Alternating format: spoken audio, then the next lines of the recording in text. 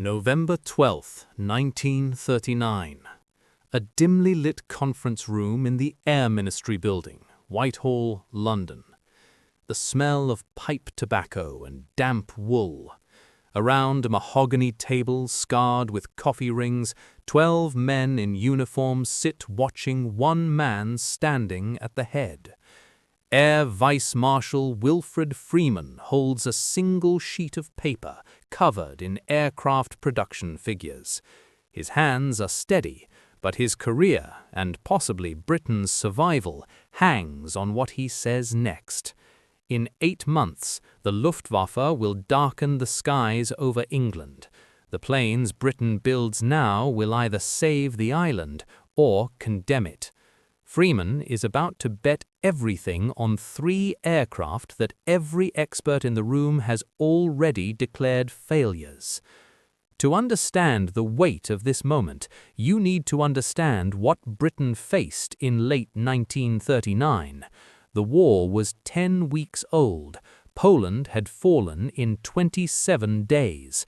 The RAF had 1,660 aircraft.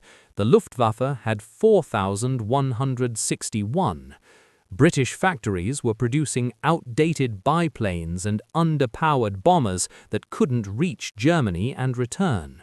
The air staff wanted proven designs, mass-produced immediately, simple, reliable, safe. Freeman looked at those same production charts and saw something else. A nation about to lose an air war with safe choices. Wilfrid Freeman wasn't a pilot. He'd never designed an aircraft. Born in 1888, educated at the Royal Navy colleges, he'd spent the Great War as a naval officer before transferring to the fledgling RAF in 1920. What made him different wasn't technical genius, it was something rarer. He could read engineering reports that baffled politicians and translate political reality that baffled engineers. By 1936, as Air Member for Research and Development, he sat at the intersection of science and power.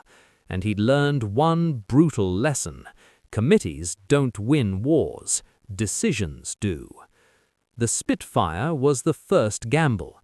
Reginald Mitchell's elliptical wing fighter had flown in 1936 to astonishing performance, 362 miles per hour, faster than any production fighter in the world. But the air staff was terrified of it. The wing design required 5,000 precision rivets per aircraft. The Rolls-Royce Merlin engine had 27 separate components that needed machining to within 1,000th of an inch. One Air Ministry engineer calculated it would take 3 times longer to build a Spitfire than a Hurricane.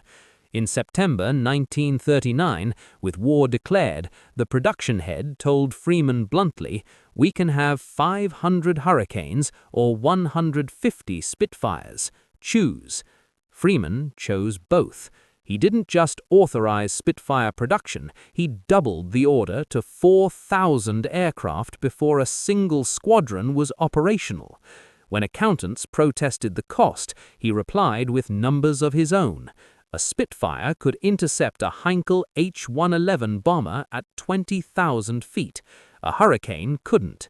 That altitude was 200 British cities. The Treasury approved the budget. They had no choice. Freeman had made losing more expensive than winning. Then came the Mosquito. In 1939, designer Geoffrey de Havilland proposed the impossible, a bomber built entirely of wood, with no defensive guns, relying on pure speed to survive. The air staff's reaction was immediate and unanimous. Rejected. Wood warped. Wood rotted. Wood burned. The RAF hadn't built wooden combat aircraft since 1918. One senior officer called it an insult to modern engineering. Another wrote in an official memo, "Freeman has lost his mind if he thinks balsa and plywood can survive cannon fire." Freeman read de Havilland's performance estimates. maximum speed 380 miles per hour at 22,000 feet, faster than any German fighter then in service. Combat radius 1,500 miles, enough to reach Berlin and return without fighter escort. Bomb load 2,000 pounds, carried internally in a streamlined fuselage. And the kicker, construction time of 8,000 man-hours versus 15,000 for a Lancaster bomber. Wood wasn't a weakness, it was a resource Britain had in abundance, while aluminium was rationed and steel was spoken for. In March 1940, Freeman personally authorized 3 prototypes over the explicit objections of the Air Council. He told de Havilland, "Build it fast. If it works, I'll order 300. If it fails, I'll take the blame." The prototype flew November 25, 1940. It reached 392 miles per hour, faster than a Spitfire, faster than a Messerschmitt Bf-109, built in a furniture factory. And this is where the story takes a turn no one expected. But before we get to that, if you're finding this untold history as fascinating as I am, drop a comment below. What do you think matters more in war, the brilliance of engineers or the courage of the people who back them? And hit that like button. It tells YouTube to recommend this to more history lovers like you. The third gamble was the most dangerous. The Avro Lancaster began as a failure, literally. Its predecessor, the Avro Manchester, was a disaster. Twin-engined, underpowered, prone to engine fires, it had a 40% operational loss rate. Squadrons refused to fly it. Avro's chief designer, Reginald Chadwick, proposed a radical fix: scrap the 2 unreliable Rolls-Royce Vulture engines and install 4 Merlin engines instead. The air staff called it wasteful. 4 engines meant 4 times the maintenance, 4 times the failure points, 4 times the cost. Britain was desperately short of Merlin engines. Every one diverted to a bomber was one not going to a Spitfire. Freeman looked at the payload figures. The Manchester could carry 8,000 pounds of bombs to the Ruhr Valley, Germany's industrial heart. Chadwick's 4-engine redesign could carry 14,000 pounds to the same target. That difference wasn't incremental, it was strategic. One Lancaster could do the work of 2 Wellingtons or 3 Hamptons. Freeman didn't just authorize redesign. In February 1940, with only wind tunnel models to evaluate, he ordered 1,000 Lancasters into production. The first prototype hadn't flown yet. Picture the pressure. France had fallen. The Blitz was incinerating London nightly. RAF Bomber Command was launching raids with obsolete aircraft that couldn't penetrate German air defenses. Churchill was screaming for results. The air staff wanted Freeman to focus resources on proven bombers already in production: the Wellington, the Hampden, the Whitley. Safe bombers, mediocre bombers. Freeman was diverting Merlin engines, aluminum alloys, and factory floor space to an aircraft that existed only as blueprints and a desperate designer's promise. If the Lancaster failed, the RAF would have no heavy bomber capability for 18 months. German U-boats would starve Britain into surrender before a single Lancaster reached Berlin. Freeman would be court-martialed, or worse, remembered as the bureaucrat who crippled the RAF by gambling on untested designs while the Luftwaffe ruled the skies. The Lancaster prototype flew January 9, 1941. Maximum speed, 282 miles per hour. Service ceiling, 24,500 feet. Range, 2,530 miles with full bomb load. Chadwick's 4-engine monstrosity could carry a 4,000-pound cookie blockbuster bomb to any target in Germany and return. The air staff went silent. Freeman ordered production accelerated. By summer 1940, Freeman's 3 gambles entered service almost simultaneously.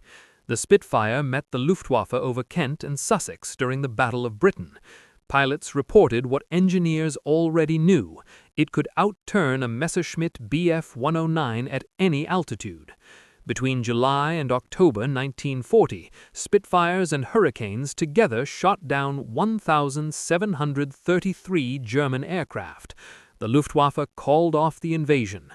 Britain survived by 300 fighters, half of them Spitfires that almost weren't built.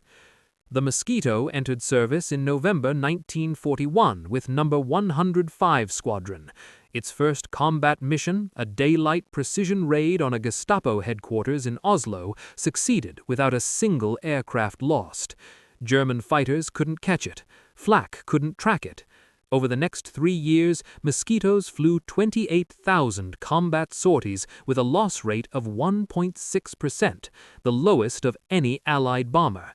They carried no banners, no armor plating, no self-sealing fuel tanks. They didn't need them. Speed was survival. The Lancaster's first operational mission came March 3, 1942, a mine-laying sortie over the Heligoland Bight. Unremarkable, uneventful. Then came the real test. May 30, 1942, Operation Millennium, the first 1,000-bomber raid on Cologne. Lancasters dropped 1,455 tons of bombs in 90 minutes, obliterating 600 acres of the city center. German air defenses shot down 40 bombers, a 4% loss rate, half what the older Wellington suffered. Bomber Command had found its warhorse. Now here's something most documentaries won't tell you. Freeman never got credit. By 1942, he'd been quietly reassigned to Chief Executive of the Ministry of Aircraft Production, a bureaucratic title that meant endless procurement meetings and no public glory. The Spitfire's fame went to Reginald Mitchell, dead from cancer before the Battle of Britain. The Mosquito became de Havilland's triumph. The Lancaster made Harris and the bomber crews legends. Freeman's name appeared on production memos and budget authorizations, documents that went into filing cabinets and stayed there. After the war, Freeman retired in 1945 with a knighthood and no pension increase. He lived quietly in West Sussex, tending a garden and refusing interview requests. When aviation historians asked about his decisions in 1939 and 1940, he'd reply with the same line: "I just read the engineering reports and signed the orders. The designers did the real work." It's impossible to hear these stories without feeling something. Frustration that brilliance goes unrecognized. Gratitude that someone had the spine to ignore consensus and trust data. Let me know in the comments how you're processing this, and if you believe these forgotten decision-makers deserve to be remembered. That like button is how we make sure their stories don't disappear. But the numbers tell the truth Freeman wouldn't. Between 1940 and 1945, Britain produced 20,351 Spitfires, 7,781 Mosquitoes, and 7,377 Lancasters. Together, these 3 aircraft flew over 600,000 combat sorties. They destroyed 14,000 German aircraft, sank 1,200 ships, and dropped 950,000 tons of bombs on targets from Norway to North Africa. The RAF's entire strategic capability rested on 3 designs that almost didn't exist, saved by one man's refusal to confuse caution with wisdom. This is just one decision-maker's story. There are dozens more. The engineers who built the Merlin engine, the codebreakers who designed Colossus, the mathematicians who calculated bomber stream tactics, names history forgot, decisions that shaped the world. I've got their stories ready for you. The next video covers the man who designed the cavity magnetron, the invention that won the radar war and ended up in your microwave oven. Click that subscribe button, hit the notification bell, and I'll see you in the next one.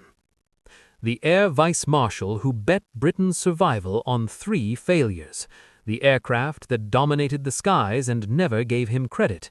The decision that saved a nation and vanished into filing cabinets.